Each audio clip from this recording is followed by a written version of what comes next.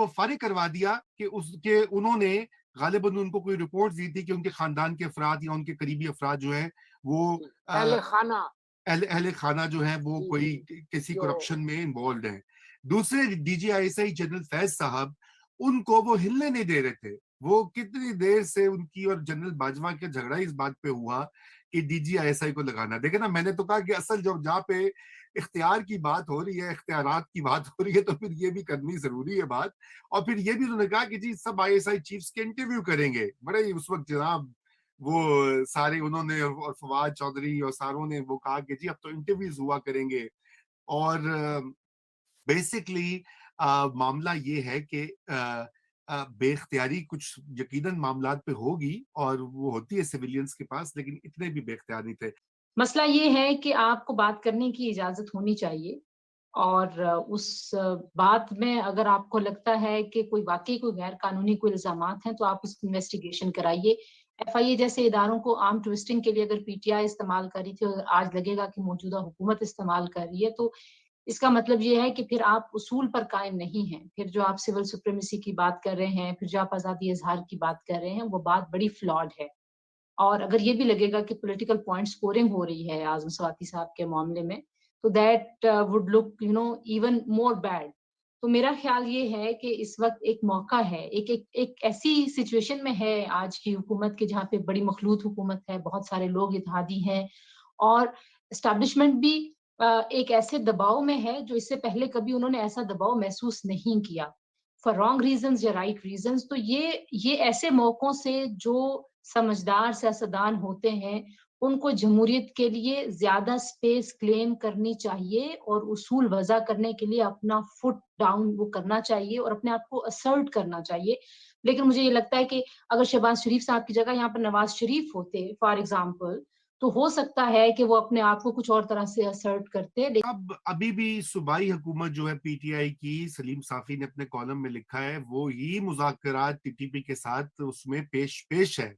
आपने देखा है कि बैरिस्टर सैफ का वर्सेस मुराद सईद का जो स्पैट भी हुआ है, वो ये कि इन्हीं की पार्टी की गवर्नमेंट मुज़ाकरात कर रही है। और तो छोड़े, इन्होंने तो बड़े अरसे पहले टीटीपी को दफ्तर खोलने की तजवीज भी दी थी। आप शायद आप लोगों को याद हो, नाजरीन आपको भी अगर याद करवाते चले, क्योंकि हाफजा बड़ा कमजोर होता है पाकिस्तान में और पाकिस्तानियों का, कि ये टीटीपी के दफातर खुलवाना चाहते थे। तालिबान जब अफगानिस्तान में आए, काबुल पे उन्होंने काबुल में इक़्तिदार संभाल लिया, तो उन्होंने कहा जी गुलामी की जंजीरें तोड़ गई, पाकिस्तान को एम्बेरस करवा दिया दुनिया भर में पाकिस्तान के लोगों के।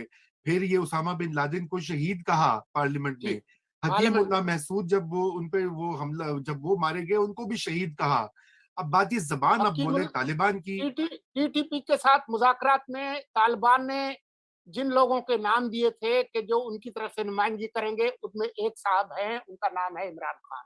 जी, अगर तो जवाब बिल्कुल 2014 की ये बात है। मैं एग्जैक्ट आपको वक्त भी बता देता हूँ, फरवरी 2014 की ये बात है बिल्कुल।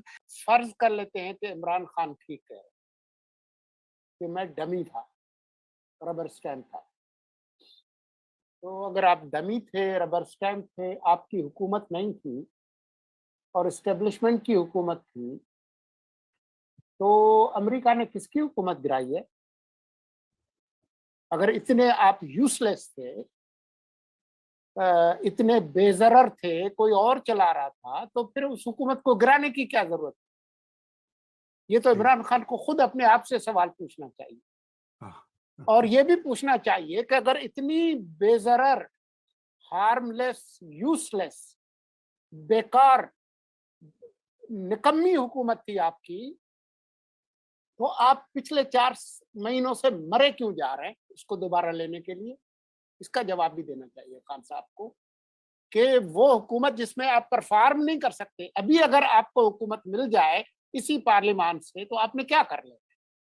मैं समझता हूँ, मैं थोड़ा-सा तंज़ीला से रिस्पेक्टफुली डिसएग्री करता हूँ एक एक बात के ऊपर और आपसे भी कि देखिए ये पॉलिटिकली मोटी के जी आपको एक थोड़ी-सी टॉलरेंस दिखानी चाहिए, वो बिल्कुल दिखानी चाहिए। लेकिन अब मसला ये आ रहा है कि ये एक बड़ी एग्रेसिवली पाकिस्तान तहरीक-ए-इंसाफ के जो कुछ रहनुमाएँ आपने शहबाज गिल को देखा, वो उन्होंने जो स्टेटमेंट्स दी, अब ये स्वाति साहब ने किया और उसमें भी बाय द वे कुछ 1-2 दफ़ात हैं जो शहबाज गिल वाले केस में भी मिलती हैं जो दफात के ऊपर लगी आजम स्वाति के ऊपर।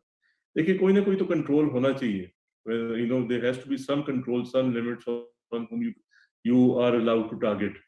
तो ऑब्वियसली इन्होंने गवर्नमेंट ने केस उन्होंने किया, उनको मौका मिला, उन्होंने केस इनिशिएट किया उसके ऊपर। और एक आई थिंक एक छोटी सी चीज जो है, उन्होंने एक और बात की, जो नवाज शरीफ साहब की बात की थी कि जी अगर वो होते शायद वो फर्क करते। मैं थोड़ा सा I would like to refresh आपकी सारी जो यादाश्त को मैं ताज़ा करना चाहता हूँ कि 2014 में आपको याद है जो सूरत हाल थी, उस वक्त उस गवर्नमेंट ने काफी टॉलरेंस दिखाई थी इनकी तरफ, जो पीटीआई ने अपना लॉन्ग मार्च किया था, और इन्होंने बहुत ज्यादा एक कोई मतलब कोई हाई हैंडेडनेस नहीं दिखाई थी।